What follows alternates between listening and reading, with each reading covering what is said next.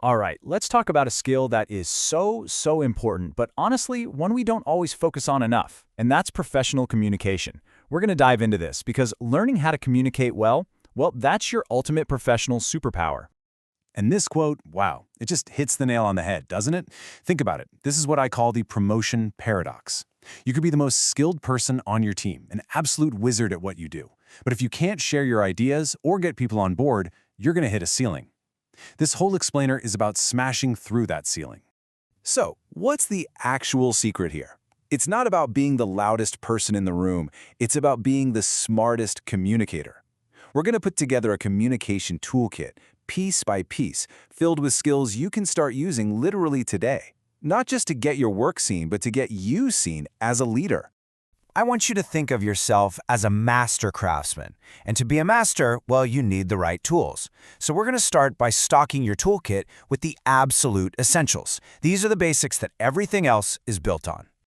Okay, so here are your foundational three. Your hammer, your screwdriver, your measuring tape. First up, there's what you say and, just as importantly, how you say it, your verbal and nonverbal cues. Then there's the lost art of active listening. And finally, the modern rules of the road, professional etiquette, especially in our digital world. Now, what's absolutely fascinating here is the power dynamic. We stress out so much about finding the perfect words, right? But get this, some famous research suggests that a huge chunk, like over 90% of your message's impact, is nonverbal. Your posture, your eye contact, your body language, all of that is screaming a message before you even say a word.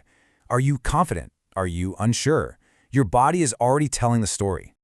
And here's a hard truth. Most of us don't really listen. We just wait for our turn to talk. Active listening is a total game changer.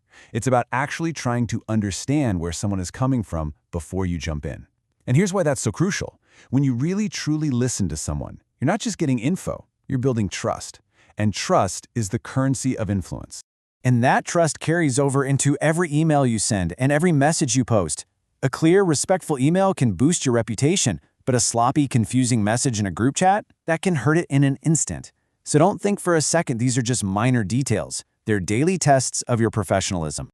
Okay, so with those fundamentals locked in, we can move on to something a little more advanced. It's not just about being clear. It's about being heard without, running people over. This is the fine art of being assertive, not aggressive. It's that sweet spot right between being a doormat and a bulldozer. And this chart breaks it down perfectly. Aggressive talk always points the finger. It uses you statements like, you messed this up. And what does that do? It makes people defensive. Their walls go up. Assertive communication, though, it uses I statements. I'm concerned about this. See the difference? It's not about blame. It's about expressing your perspective while respecting theirs. You're aiming for a solution, not a fight. All right, theory's great, but the real test is when the pressure's on, right? A high-stakes meeting, some tough feedback, a disagreement that comes out of nowhere, that's when your toolkit really has to shine. So let's put it to the test. I want you to imagine this. You've been passed over for a big project you were really excited about. You feel frustrated, maybe a little angry. You've got to go talk to your manager. How do you even begin that conversation? Because how you start is going to define the entire outcome. Okay, so let's look at approach number one. This is pure emotion talking. Notice the words, unfair, always. Those are accusation words. They immediately put your manager on the defensive. And just like that, the conversation is a conflict. The door to a good outcome, it just got slammed shut. Now let's compare that to this. Same situation, but a completely different vibe. This is assertive. It starts with I, it shows you want to understand, and it's focused on the future, on improving. You're not attacking, you're starting a dialogue. This approach invites your manager to be a coach, not an opponent. It turns a fight into a chance to learn. And that same assertive, collaborative energy is what you need when you have an even smaller window of opportunity. Which brings us to our final, and maybe the most powerful, tool in your entire kit. Your 30-second advantage, the elevator pitch. 30 seconds. That's it. In the time it takes to ride an elevator a few floors, you could run into a senior leader, a potential mentor, anyone. You don't have time to be fuzzy or vague. You need a plan. And luckily, here's the plan. It's a super simple 3-step formula. 1, who you are. 2, what you offer. What's the key value you bring to the table? And 3, this one's critical. What's next? What's your goal? It's a structure that's clear, confident, and really easy to remember. because a great elevator pitch isn't just about introducing yourself, it's a tool.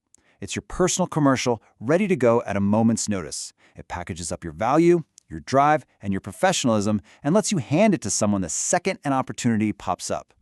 So I'll leave you with this question. The next time you have that moment, what will your 30 seconds say about you? Will it be forgettable, or will it be the moment you open the door to your next big thing? You've got the toolkit now. It's time to start building.